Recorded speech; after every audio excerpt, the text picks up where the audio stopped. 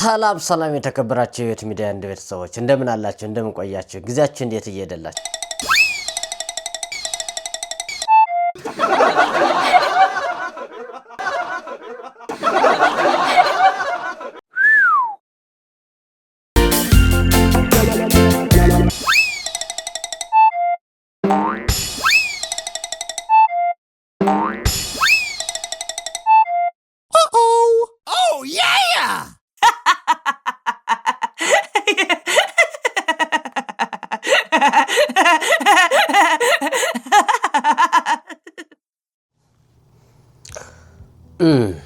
ስለዚህ አረፍ ጊዜ ያሳለፋችሁ እንዳላችሁ ነው የተረዳዋችሁ ለማንኛውም ዛሬ ነው የመጣው ስለ ዲቪ 2027 ነው ዲቪ 2027 ኦፊሻል ገና አልተጀመረም ያልተጀመረበት ምክንያት ደግሞ ምንድነው የፌደራል ገቨርንመንት እስካሁን ሰዓት ስራ አልጀመረም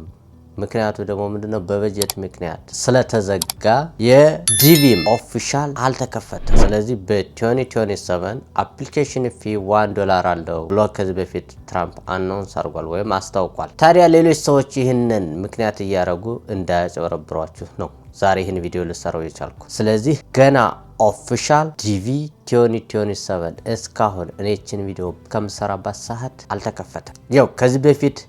ዲቪ የሚሞላው የነበረው የሚታወቀው ኦክቶበር እና ኖቬምበር ላይ ነበር ችን ሁለት ወር ይሞላ ነበር በዚህ አመት ግን የትራምፕ አድሚኒስትሬሽን በበጀት ምክንያት የፌደራል አጠቃላይ መስሪያ ቤቶች ዝግ ናቸው ከጸጥታ እንደ ፖሊስ ዲኤስኤ ወይም ደግሞ ወታደር ወይም የመከላከያ መስሪያ ቤቶች ውጭ ያለው በሙሉ ዝግ ነው ስለዚህ ያ ማለት የዲቪንም ዩኤስ ኦፍ ዲፓርትመንት ስቴትም ዝግ ነው ማለት ነው ስለዚህ አጭበርባሪዎች እንዳያጨበረብሯችሁ ብራችሁን እንዳትበሉ አንድ ብር ፊ ያለው በዛሬ ደግሞ የአፕሊኬሽን ፊ አለው ይያሉ እንዳይበዘብዟችሁ እንዳትበሉ ነው ይህን ቪዲዮ የሚሰራ ነገር ግን መቼ ይከፈታል አይታወቅም ሊከፈት የሚችለው የፌደራል መስሪያ ቤቶች በጀት ሲለቀቅ ሪፐብሊካንና ዲሞክራቲኮች ተስማምተው በጀቱን ሲያጸድቁት ያኔ ሊከፈት ይችላል መቼ ነው የሚስማሙ አላውቅም ሊከፈትም ላይከፈትም ይችላል ከተከፈተ ግን ልክ ይህን ቪዲዮ እንደሰራውላችሁ አሁን ዲቪ መሟላት ጀምሯለኝ ሙሉ ሞክሩ ብዬ ልሰራላችሁ እችላለሁ ቢከፈት በዚህ አመት ቪዛ አጠቃላይ ተፈቅዶ የነበረው ወደ 55000 ቪዛ ነበር ያ ማለት ለኢትዮጵያ እንግዲህ ወደ 7% ቢሰጣት 3850 አካባቢ ይመጣል መሰለኝ በ7% 3850 አካባቢ ሰው የማግኘት እድል ነበረው ግን አጋጣሚ ሆኖ የዚህ አመት ዲቪ ፕሮግራም እስካሁን ኦፊሻል አናውንስ አልተደረገም ገብታችሁ ብታዩትም ቼክ ኦፍ ስታተስ ከዚህ በፊት 25 ወይም 26 ሞልታችሁ ከነበራችሁ ያን ብቻ ነው ቼክ ማድረግ የምትችሉ እንጂ አፕሊኬሽኑ አይመጣም ነገር ግን ተከፈተ መሙላት እንፈልጋለን እድላችንን መሞከር እንችላለን ለምትሉ ልጆች የሚያስፈልጋችሁ ምንድነው መታወቂያ ይቀበልም ሊሆን ይችላል ክልልም ብቻ የመስሪያ ቤትም እናንተን የሚገልጽ መታወቂያ ያስፈልጋችኋል ሞር ፓስፖርት ቢሆን አሪፍ ይሆናል ፎቶግራፍ ፓስፖርት ሳይዝ ሁሉም ጆሮአችሁ የሚታይ አይናችሁ ከአንገት በላይ በደንብ የሚታይ